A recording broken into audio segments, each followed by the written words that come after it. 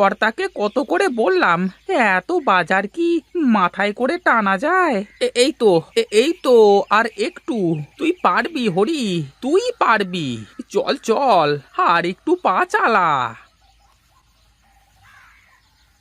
কে গো তুমি? কোথায় এসেছো? আগে আমি মেদিনীপুর থেকে এসেছি। এই কর্তামশাই আমাকে দিয়ে সুরভি দিদিমণির জন্য এই বাজারগুলো পাঠালেন।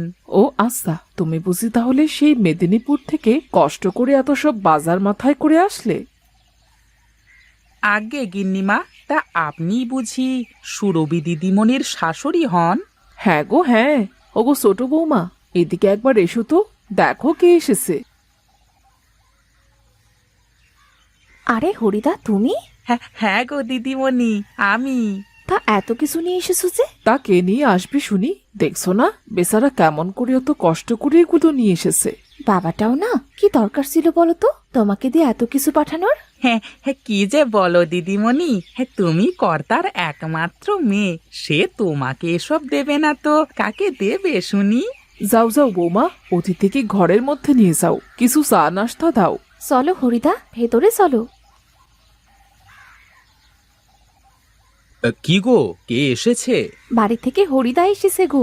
বাবা এক ঝুড়ি ভর্তি করে বাজার দিয়ে হরিদাকে পাঠিয়েছে। বাহ বাহ বাহ, তোমার মতো এত সুন্দর একটা বউ, তার সাথে আবার শ্বশুর এভাবে যদি বাড়ির বাজার পর্যন্ত করে দেয় তাহলে আর কি লাগে। ধুর, কি যে বলো, আমার বাবার যা কিছু আছে তার সবই তো আমাদের।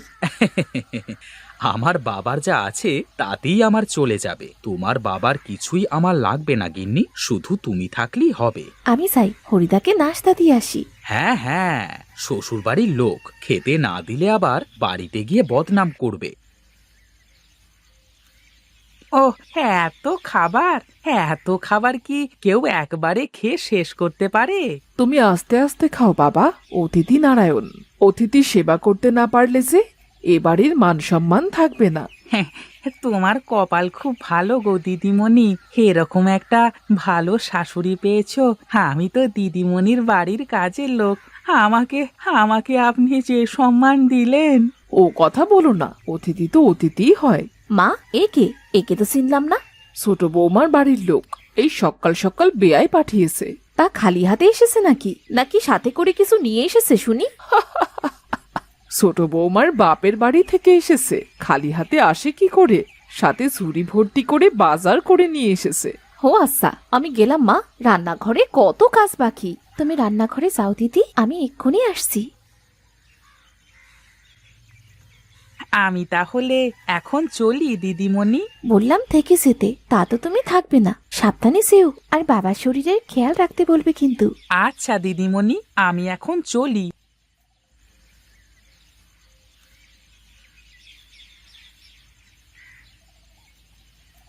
তা চলে গেছে তোমার বাপের বাড়ির লোক? হ্যাঁ দিদি, মাত্র গেল। তা কি কি দিয়ে গেল? তা তো আমিও এখনো দেখিনি দিদি, যা এনেছে সব ওই ঝুড়িতেই রাখা আছে। নে নে ছোট, একটু হাত লাগা, আমি তরকারিগুলো কেটে নিই। কি গো, তোমাদের রান্না বান্নার কি খবর? রান্নার কি আর শেষ আছে? এত পদের রান্না করতে গেলে 10 হাত নিয়ে কাজ করতে হবে। তা সত্যিই বলেছো বৌমা, তোমরা বললে আমি তোমাদের সাথে একটু হাত বাটাবো। না না মা, তার আর দরকার হবে না। আপনি কি বিশ্রাম করুন তো। আমাকে বসিয়ে বসিয়ে খাইয়ে তাড়াতাড়ি ওপারে পাঠাতে চাও নাকি তোমরা? এই আবার কেমন কথা বললেন মা? আর কখনো এমন কথা মুখে আনবেন না। আমরা দু বোন যতদিন আছি ততদিন আপনার কোনো কাজ করতে হবে না। কি ব্যাপার, আজ যে টেবিল ভর্তি খাবার, আর মনে হচ্ছে বাড়ির সব খাবার একসাথে রান্না হয়েছে। আর ছোট বৌমার বাপের বাড়ি থেকে বাজার এসেছে তো, তাই একটু বেশি রান্না হয়েছে সব। ও বেশ বেশ, তা তাওয়াই মশাইকে একদিন দাওয়াত করে বাড়িতে আনবার দরকার তো। হ্যাঁ, ভাবছি এবার পুজোর আগে দুই বেয়াইকে একসাথে বাড়িতে নেমন্তন্ন করব। আপনার সে আশায় বালি মা, আমার বাপসি ব্যস্ত মানুষ, তার তো কাজ করেই সময় হয় না। তা বললে কি আর হয়? মেয়ে শ্বশুর বাড়ি থেকে নেমন্তন্ন করলে সেখানে তো যেতেই হবে না? সবই আছে, সাথে যদি একটু ইলিশ মাছের ঝোল হতো না। আগে থেকে শ্বশুরের কাছে ফোন করে তো বলতে পারতে, তাহলে এত বাজার করে পাঠিয়েছে, সাথে কটা ইলিশও তো পাঠিয়ে দিত। কথা মন্দ বলনি বৌদি, তাহলে ভালোই হতো। বাড়িতে কার হাতের ইলিশের যে বেশি স্বাদ তাই তো ঠিক পাওয়া মুশকিল হয়ে যায় মাঝে মধ্যে। যা বলেছো দাদা, গিন্নিদের হাতের রান্নায় মনে হয় জাদু আছে। জাদু না রে সুজয়, বল আমাদের দুই ভাইয়ের ভাগ্য। সত্যি আগের জন্মে বোধ হয় কোনো পুণ্যে করেছিলাম, তাই তোদের মতো সোনার ছেলেকে পেটে ধরতে পেরেছি। তাই তো আমার ঘরে আজ দুটো এমন অন্নপূর্ণার মতো বৌমা পেয়েছি।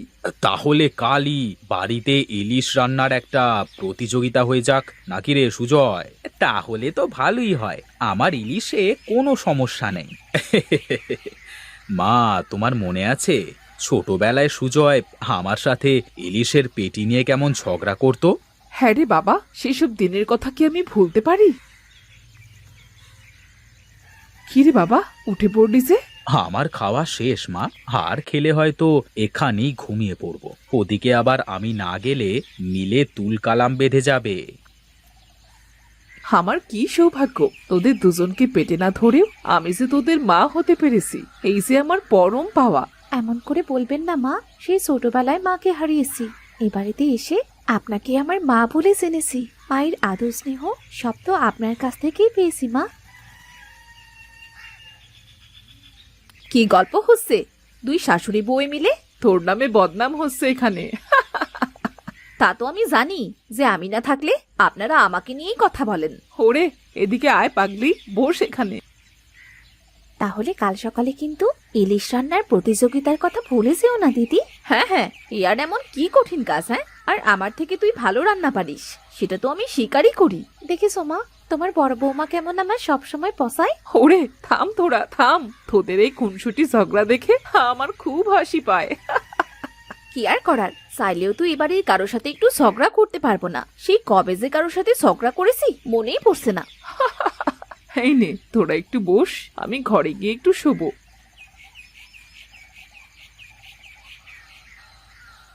তোমার মাথায় কি তেল দিবে দিদি? না, এখন তেল নিলে আবার চুলে আঠা হয়ে যাবে। স্নানে গিয়েও তো সময় অপচয় করার মতো এত সময় আমার নেই। তাহলে এখন আমি নিচে যাই।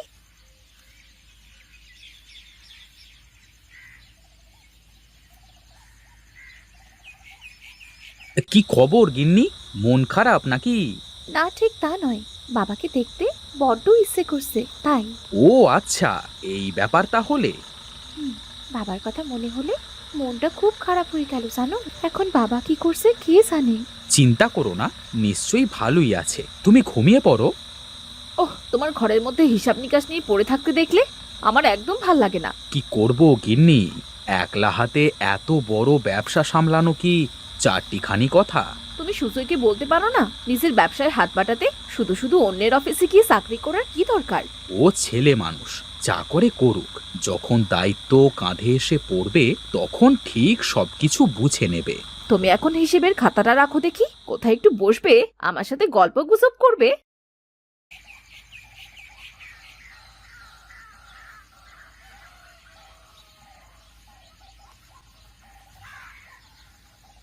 এই আমি কি দেখছি? স্বপ্ন দেখছি না তো? না না বেয়ান, স্বপ্ন না, সত্যি দেখছেন। ও ছোট বৌমা, এদিকে এসো তাড়াতাড়ি, দেখো দেখো কে এসেছে আমাদের বাড়িতে। এই পাগলি মেয়ে, এইভাবে কেউ কাঁদে? ওরে ধর ধর, মাছগুলো নে, আমার যে হাতে ব্যথা হয়ে গেল।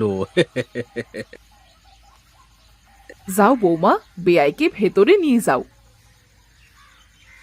পাগলি মেয়ে কোথাকার, কি হয়েছে বল, এইভাবে কাঁদছিস কেন? এমনিতেই বাবা, কিছু হয়নি। কাল রাতে তোমাকে দেখতে খুব ইচ্ছে হচ্ছিল। হ্যাঁ, এই জন্যই তো আমি সকাল সকাল চলে আসলাম। আর শুনলাম যে বাড়িতে নাকি আজ ইলিশ রান্নার প্রতিযোগিতা হবে আমার দুই মেয়ের মধ্যে, তাই ইলিশ মাছ সাথে নিয়ে চলে এসেছি। তোমাকে নিশ্চয়ই সুজয় বলেছে তাই না? হ্যাঁ হ্যাঁ, তা জামাই বাবাজিকে দেখছি না যে? আজ অফিস বন্ধ, পড়ে পড়ে ঘুমাচ্ছে। এই নিন বেয়াই মশাই, নিজের হাতে চা করে আনলাম। আপনি আবার কষ্ট করে চা করতে গেলেন কেন? কি আর করব বলুন, দুই মেয়ে তো আমায় বাড়ির কোনো কাজই করতে দেয় না। তা বৌমা, তুমি দাঁড়িয়ে থাকলে কেন?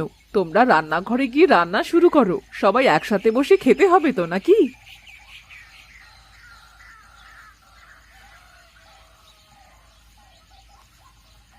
ওরে বাবারে, এত খাবার! এই খাবার খেয়ে তো শেষ করতে 3 দিন লেগে যাবে। কি যে বলেন তাওয়াই মশাই, শুরু করেন, দেখবেন সব ফুরিয়ে যাবে। হ্যাঁ বেয়াই, শুরু করেন। তাহলে আজকে ইলিশ দিয়েই শুরু হোক। তা কে কোনটা রেঁধেছো বলো দেখি। আজ কিন্তু তাহলে প্রমাণ হয়ে যাবে এ বাড়িতে কার ইলিশ রান্না সব থেকে ভালো। আরে তোমার হাতে রান্নার কাছে ছোট গিন্নি রান্না কিছুই না বৌদি। তুই চুপ কর, চুপ কর। আমার দুই বৌমা কেউ কারো থেকে কম যায় না। ঠিক বলেছেন বেয়ান সাহেবা। হ্যাঁ হ্যাঁ, সবাই এবার খাওয়া শুরু করা যাক, কেমন?